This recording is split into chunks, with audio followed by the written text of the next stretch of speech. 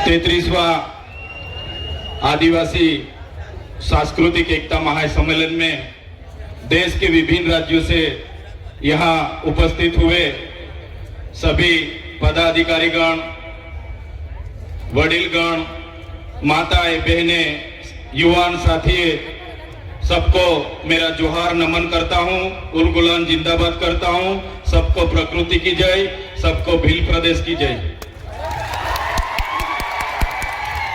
इस मंच से हमारे पहले जो भी वक्ता आए हैं उन्होंने बहुत अच्छी अपनी बात रखी है। ज्यादा बात मैं नहीं रखूंगा। काफी सारे एमएलएस बैठे हैं, हमारे साथी मित्र राजकुमार जी बैठे हैं, तो उनको भी हमको सुनना है, तो ज्यादा बात मैं नहीं रखूंगा।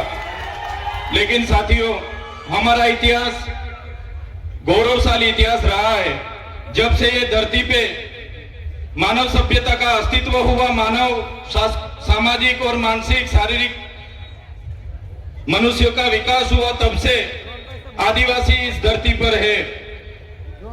आदिवासी यानी आदि अनादिकाल से बसने वाला, उसको हम आदिवासी कहते हैं। तो इस मंच से मैं कहना चाहता हूं, आज आदिवासी को अलग अलग नाम से पुकारा जाता है, आदिवासी के नाम से अलग अलग योजना बनाई जाती है। आदिवासी की अस्मिता मिटाने के लिए आपने देखा होगा, आदिवासी को आज शेड्यूल ट्राइब, जनजाति, वनवासी, वन बंधु के नाम से भी आज बुलाया जाता है। तो इस मंच से सभी मेरे साथियों को निवेदन करता हूं को आदिवासी को बचाने के लिए हम कोई वन बंधु नहीं है, हम कोई वनवासी नहीं है, हम आदिवासी है, आदिवासी ही हम रहेंगे।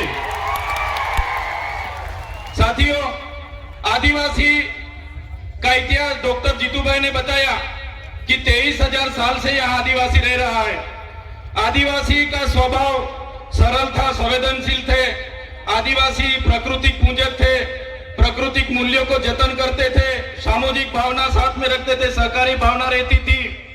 और हमारी संस्कृति, हमारी परंपरा, हमारी विधि, जो भी हमारी मरण विधि है, लग्न विधि है, हमारी जन्म की विधि है, सभी हमारे आदिवासी की अलग है। हम प्रकृति के साथ में रहने वाले लोग हैं, हम धर्मपूर्वी हमारी संस्कृति में मानने वाले लोग हैं। तो आपने देखा होगा, आगे की वक्ताओं ने बताया कि जब भी इस देश में नए नए धर्म आए, वो चाहे हिंदू हो, मुस्लिम हो, सिख हो, ईसाई हो, बौद्ध हो, जैन हो, सभी धर्म आदिवासी के बाद इस धरती पर आए हैं। और हिंदू जैसे धर्म ने तो हमारे समाज में आपको पता होगा कि वर्ण व्यवस्था प्रथा रखी थी कि भाई पहले ब्राह्मण होगा, बाद में क्षत्रिय होगा, वैश्य होगा, और शूद्र में हमारे लोगों को माना जाता था।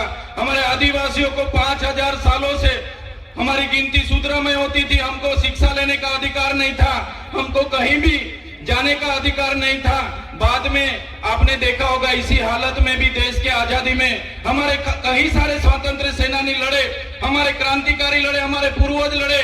वो चाहे बिरसा मुंडा जी हो, वो चाहे खाज्या नायक हो, वो चाहे टट्या नायक हो, वो चाहे तिलका माझी हो, झलकारी बाई हो, सभी आज हमारे पूर्वजों को ये मंच से मैं याद करता हूं। और साथ ही साथ में गोरू गोविंद जी हो, या दलवाड़ा की क्रांति हो, या रूप सिंह नायक हो, सभी का एक सपना था कि जब भी आदिवासी को स्वतंत्रता मिले तो आदिवासी स्वावलंबित होना चाहिए, आदिवासी स्वतंत्र होना चाहिए और आदिवासी का जीवन शोषण मुक्त होना चाहिए। लेकिन देश की आजादी के बाद भी जो सभ्य संस्कृति के लोग जो शासन में आए, जब भी अपने समाज को जो सुसंस्कृत मानने वाले लोग आज देश के शासन में आए, देश में संविधान लागू हुआ। संविधान का आमुख कहता है कि ये देश का संविधान, हम भारत के लोग ये देश के संविधान के तहत हमारे देश के लोगों को हम समानता, स्वतंत्रता और बंधुता देते हैं। लेकिन आज भी आदिवासी को समानता नहीं मिली, आज भी आदिवासी को स्वतंत्रता नहीं मिली, आज भी आदिवासी को दूसरी कास्ट में बंधुता नहीं मिली। इसलिए हम कहना चाहते हैं, हम कई सारे कार्यक्रम करते हैं और कई सारे मंच पर भी हमारी व्यक्तिगत बात हम रखते आ रहे हैं। आज भी हम इस मंच से रखेंगे। जब तक आदिवासी को स्वायत्त राज नहीं मिलेगा, आदिवासी का अपना स्वतंत्र राज नहीं होगा, तब तक ये सरकारों में आदिवासियों का विकास होने वाला नहीं है। हमको तीनों और चारों राज्यों, वो चाहे मध्य प्रदेश हो, महाराष्ट्र हो, गुजरात हो, राजस्थान हो, सभी नेतागण यहाँ बैठे हैं, सभी बुद्धिजीवी लोग यहाँ बैठे, कर्मचारी गण यहाँ बैठे। मैं मेरी व्यक्तिगत तौर पे से एक बात रखना चाहता हूँ, हमको आने वाले दिनों में हमारा जो भील प्रदेश था उसको उसको लेने के लिए हमें आवाज उठाना पड़ेगा। हमको भील प्रदेश मांगना पड़ेगा इस सरकार पे। देश का 29वां राज्य हमारा भील प्रदेश होना चाहिए और हमारा भील प्रदेश जब बनेगा तभी हमारा आदिवासी स्वायत्त राज्य में अपना विकास कर पाएगा। ये हम व्यक्तिगत सोच रहे हैं साथियों। आपने देखा होगा देश के आजादी के बाद हमारे पूरे देश में 8% आदिवासी है। हमारे अनेक राज्यों में बटे हुए हैं। बंद के नाम पर, खदानों के नाम पर, जीआईडीसी के नाम पर, जीएमडीसी के नाम पर, कॉरिडोर के नाम पर, सेंचुरी एरिया के नाम पर हमारे आज भी पूरे देश में 1,80,00,000 से भी ज्यादा आदिवासी अपने गांव, अपने समाज, अपने संस्कृति, अपनी प्रकृति के साथ छीन बीन हो गए। आज बेघर हो गए, बेवतन हो गए, आज बेबस हो गए। साथियों, हमें विकास से ऐतराज नहीं है, हमें विज्ञान से ऐतराज नहीं है, हमें ये सरकारी तकनीकों से ऐतराज नहीं है, लेकिन जब भी विकास की बात आती है हमारे आदिवासियों को वहां से विस्थापित किया जाता है। वो चाहे बांध हो, खनिज हो, जीएमडीसी हो, जीआईडीसी हो, कुछ भी प्रोजेक्ट नहीं आते हमारे आदिवासी को टारगेट किया जाता है। और हम जब भी सरकार के खिलाफ आदिवासियों के लिए आवाज उठाते हैं तो ये सत्ता में बैठे हुए लोग पुलिस का दुरुपयोग करके, उनके सत्ता का दुरुपयोग करके हमारे जैसे युवाओं को दबाने के लिए जेलों में डालते हैं। हमारे जैसे युवा जो खुद क्लास 2 ऑफिसर था, क्लास 2 ऑफिसर की अपनी गवर्नमेंट जॉब छोड़ के समाज की लड़ाई के लिए हम आए और समाज के लिए लड़ते लड़ते आज ये सरकार ने फर्जी एफआईआर 19 कितनी एफआईआर हमारा पर कर दी।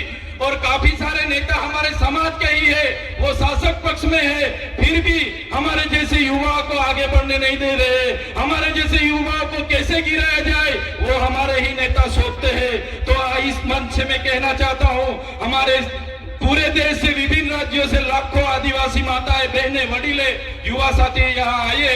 हमें आने वाले दिनों में हमको आदिवासी की अस्मिता बचाने के लिए चिंतन करना होगा। हमारे लोगों की शिक्षा की चिंतन करना होगा।